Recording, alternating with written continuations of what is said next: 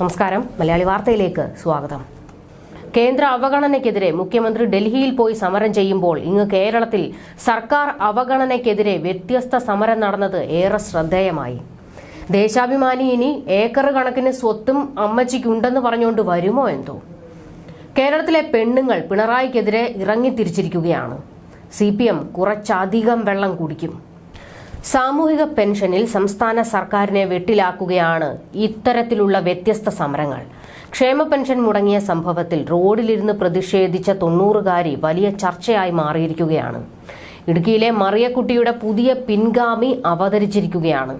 MV Govindan മെഴുകാൻ capsule തയ്യാറാക്കി വെച്ചോളൂ, അധികം വൈകാതെ വേണ്ടിവരും.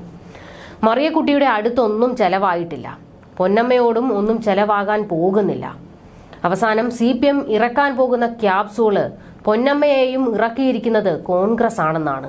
അതും പിണറായി ഡൽഹിയിൽ കേന്ദ്രത്തിനെതിരെ പ്രതിഷേധിക്കുമ്പോൾ അത് പൊളിക്കാനുള്ള നീക്കമെന്ന് തള്ളിമറിക്കും. കഴിഞ്ഞ ദിവസം വൈകിട്ടായിരുന്നു 1.5 മണിക്കൂറോളം നീണ്ട പ്രതിഷേധമുണ്ടായത്.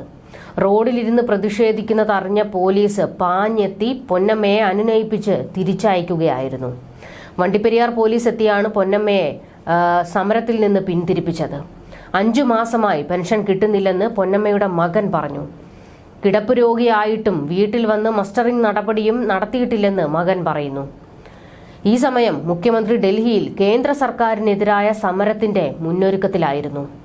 നടു റോഡിൽ കസേരയിട്ടിരുന്ന പൊന്നമ്മ സർക്കാരിനെതിരെ വലിയ സമരമുറയാണ് പുറത്തെടുത്തത്. വണ്ടിപ്പെരിയാർ വള്ളക്കടവ് റോഡിലെ HPCയിൽ 1.5 മണിക്കൂറോളം റോഡിൽ കസേരയിട്ടൊരു ഇരിപ്പിരുന്നു. ഇതിനിടെ ഗതാഗത തടസ്സമുണ്ടാക്കിയതിന് പൊന്നമ്മയ്ക്കെതിരെ കേസെടുക്കാൻ സാധ്യതയുണ്ടെന്ന വിവരങ്ങളും പുറത്തുവരുന്നു. ഇത് പോലീസ് പരിശോധിക്കുന്നുവെന്നാണ് സൂചന. എന്നാൽ വിവാദങ്ങളിലേക്ക് കടക്കേണ്ടതില്ലെന്നാണ് സർക്കാരിന്റെ പക്ഷം. റോഡിലിരുന്നതിനെ തുടർന്ന് ഈ സമയം ഇതുവഴി വന്ന വാഹനങ്ങൾ നിർത്തിയിടേണ്ടി വന്നു.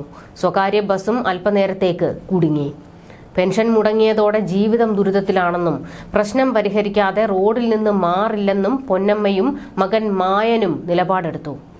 പിന്നീട് വണ്ടിപ്പെരിയാർ പോലീസ് സ്ഥലത്തെത്തി അനുനയിപ്പിച്ച് പൊന്നമ്മയെയും മകനെയും വീട്ടിലേക്ക് മാറ്റുകയായിരുന്നു. HPCയിൽ ഒറ്റമുറി വീട്ടിലാണ് പൊന്നമ്മ കഴിയുന്നത്.